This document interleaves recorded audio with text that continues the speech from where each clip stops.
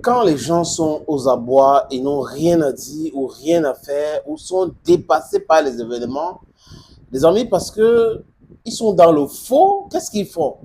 Ils manipulent la presse. Cette presse que j'appelle la presse poubelle. Ça existe, les amis.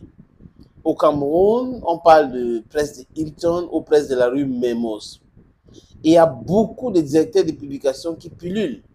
D'autres même sont manipulés. D'autres même, c'est la création de certains politiciens. Surtout ceux qui sont au pouvoir. Qui pensent que si sur 25 journaux, je veux dire, qui ont le droit d'exercer, ils peuvent créer encore 25, ça va faire 50. Ils peuvent publier les informations qu'ils veulent dans les cabinets, les amis. Ça fonctionne comme ça. Ça veut dire qu'ils prennent quelques journalistes qu'ils connaissent et ils créent des journaux, mais c'est eux qui dictent tout ce que ces journalistes font. Certainement, certains journalistes aussi sont manipulés, c'est-à-dire qu'on les appelle, on les donne des informations. Parfois, c'est 50 000, c'est 25 000. C'est minable, les sommes souvent, les amis. Mais ils sont obligés de publier ces informations parce que c'est régulier l'argent qu'on les donne. C'est pour cette raison que vous voyez les journaux qui paraissent aujourd'hui et qui disparaissent demain. C'est exactement comme ça. Parce que ces journaux sont des journaux utilisés pour tirer sur les gens. Donc, ceux qui appellent ça les journaux à gage ont raison, des faits de chou.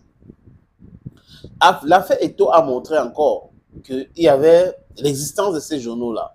Et je vous avais fait, de quoi, 2 sorties pour vous expliquer que ces journaux, vous n'allez jamais voir ça en kiosque. Du moins, après cet épisode. Et la preuve aujourd'hui de quoi, les amis, c'est que on ne les voit plus. On va les voir encore quand il y aura une autre information, quand ça concerne Eto ou quelqu'un d'autre qui est contre ceux qui paye ce journaliste-là. Il y a un journaliste qui nous avait dit, ou l'office qui nous avait dit qu'il y a un ministre actuel qui l'appelait nuitamment pour lui faire écrire des choses dans son journal et il a dit que le montant était dérisoire. Donc les amis, en fait, je vous parle de quelque chose de concret que dans le métier si qu'on exerce, beaucoup de personnes connaissent, mais les gens ne sont pas nécessairement courageux pour venir vous dire cela. Je dis ça pourquoi? Parce que quand on nous dit que les services secrets américains sont dans les trousses de Samuel Eto'o fils, il est dans la NAS des services secrets américains et suisses, c'est pour dire quoi? On parle de football. On vous parle de quoi? On parle de matchs tickets au Cameroun, n'est-ce pas les amis? Et après, on vous dit que les services secrets américains et suisses sont derrière Samuel Eto'o fils pour les matchs tickets au Cameroun. Donc, ça veut dire quoi? Ça veut dire que la Confédération africaine de football n'a pas pu régler ce problème. Pourquoi je parle loin là-bas? Ça veut dire que la chambre de recours de la Fédération camerounaise de football, qui est indépendante, n'a pas pu régler ce problème. Ça veut dire que la CCA n'a pas pu régler ce problème.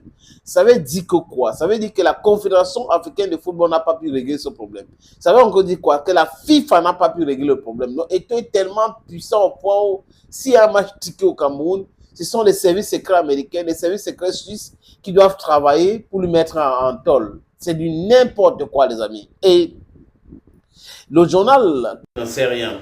Dit quoi? Le journal dit que c'est. Ils ont pris cette information dans le journal Sport Foot de la Belgique.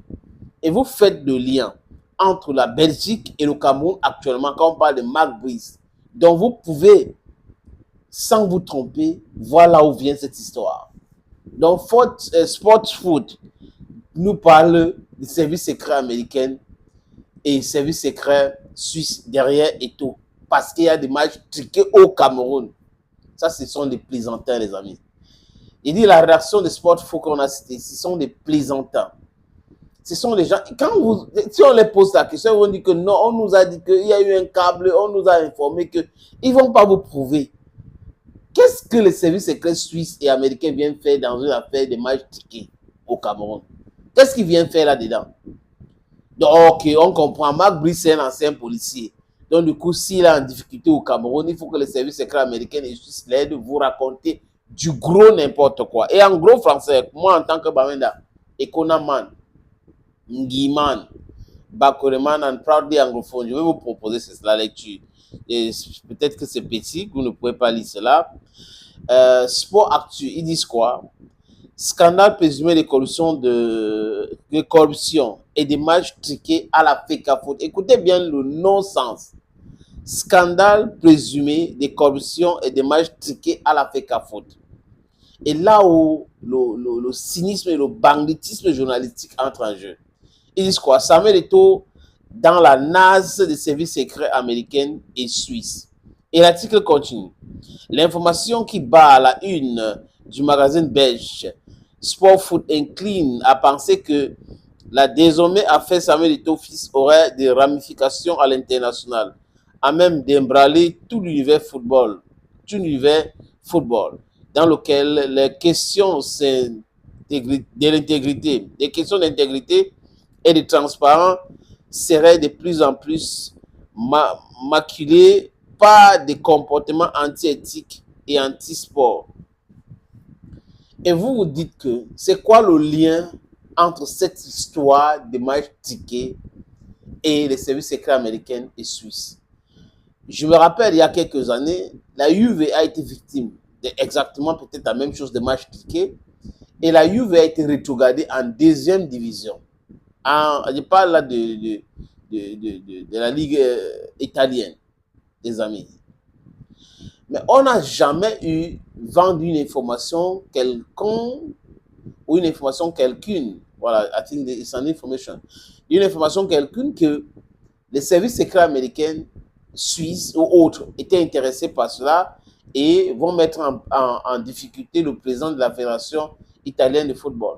C'est du gros n'importe quoi, tissu de mensonge en mensonge. La presse belge est manipulée et les gens donnent l'information. Ce sont ces mêmes gens, je vous le dis les amis, qui ont donné les informations selon laquelle le Nigeria s'intéressait à Marc Brice. Il dit que ceux qui ont donné cette information à Sport Foot, le magasin belge, c'est les mêmes gens qui ont donné l'information que le Nigeria s'intéressait à Marc Brice. Alors que le Nigeria n'a jamais contacté Marc Brice. Le Nigeria n'a jamais montré son intérêt à Marc Brice. Et ils ont réussi quand même l'exploit de venir nous dire cela, les amis. Et beaucoup de personnes ont cru. Du moins, nous, on a donné ça en doutant, on a dilué. Et on est venu encore démentir parce qu'on s'est trompé lamentablement. Mais ceux qui ont véhiculé ces informations en premier, c'est les mêmes gens qui refusent de parler de l'échec du 23e championnat d'Afrique qui est organisé à Diapouma. Ces gens ne vont jamais parler de ça. Vous pouvez les reconnaître. Par les actes, ils sont facilement reconnus. On le voit. Regardez bien les analyses. Regardez bien ce qu'ils font. Quand ça concerne la FECAFOOT de Samuel Eto'o fils, il tire à boulet rouge. Quand ça concerne le ministère des Sports, bon, il commence à vous expliquer que c'est parce que le soleil a brillé trop aujourd'hui, il a plu aujourd'hui. Ce sont les mêmes gens qui trompent les journalistes comme ça. Et ce genre de journalisme est pratiqué uniquement par des gens qui réfléchissent avec leur ventre. Thank you, friends. Thank you again, and bye-bye.